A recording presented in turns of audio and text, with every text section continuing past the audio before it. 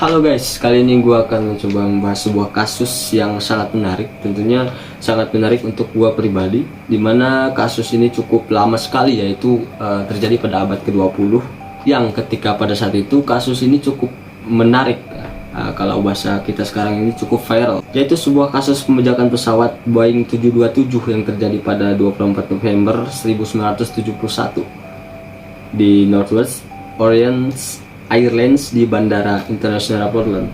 Ketika itu seorang pria yang tidak dikenal dengan nama Dan Cooper atau biasa juga bisa disebut dengan D.B. Cooper mendatangi bagian tiket pesawat dan membeli tiket sekali jalan seharga $20 di penerbangan ke Seattle, Washington. Sebenarnya penerbangan ini cukup menempuh jarak pendek, yaitu hanya membutuhkan 30 menit waktu tempuh.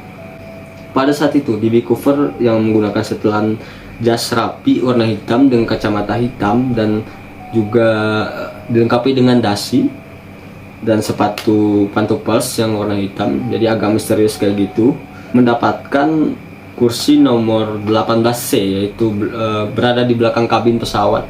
Ketika itu, dia juga sempat memesan sebuah soda dan menyalakan sebatang rokok. Perlu kita ketahui bersama bahwa pada saat itu di kabin pesawat atau di dalam pesawat itu diperbolehkan untuk merokok ya. Pada saat itu, D.B. Cooper ini memberikan sebuah kertas kepada seorang pramugari, dan si pramugari ini menanggapi sebuah kertas itu mungkin kertas godaan seperti tulisan cinta atau apa gitu.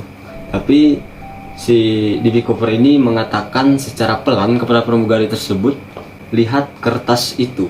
Ketika pramugari itu melihat kertas tersebut, sangat amat terkejut karena di dalam kertas tersebut terdapat tulisan bahwa si D.B. Cooper ini mempunyai sebuah bom di dalam koper yang dia bawa dan menyuruh pramugari ini duduk di sebelahnya.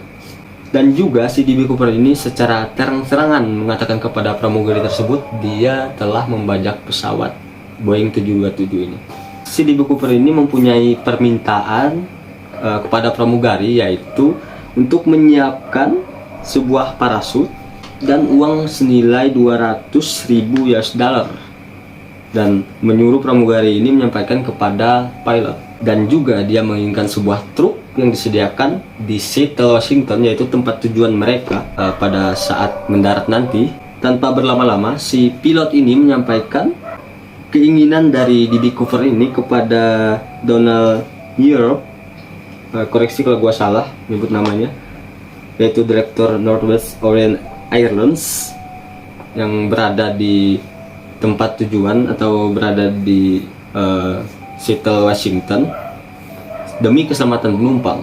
Jadi pilot ini bergegas untuk menyampaikan kepada direktur di sana agar tidak terjadi hal-hal yang tidak diinginkan kepada penumpang.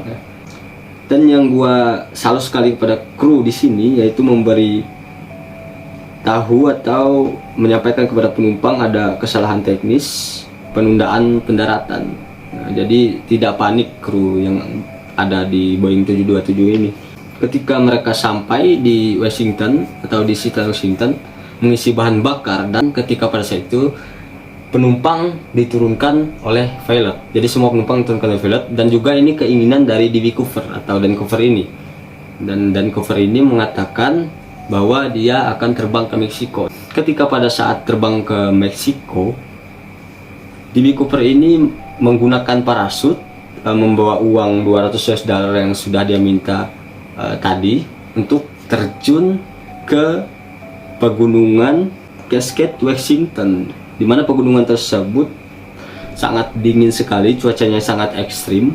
Jadi dia akan terjun di situ katanya, memberitahukan kepada pilot dan kru lainnya. Dan tibalah saatnya Cooper terjun bebas dari ketinggian 10.000 kaki dari atas pegunungan Cascade, Washington ini, tanpa didampingi siapapun.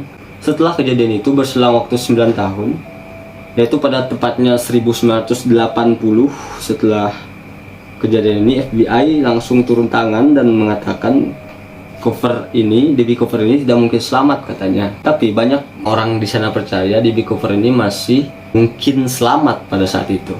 satu-satunya petunjuk yang ditemukan pada 1980 itu, yaitu ditemukan uang sekitar 5.800 US dollar di Sungai Columbia, dan juga dasi hitam yang dipakainya ketika berada di pesawat.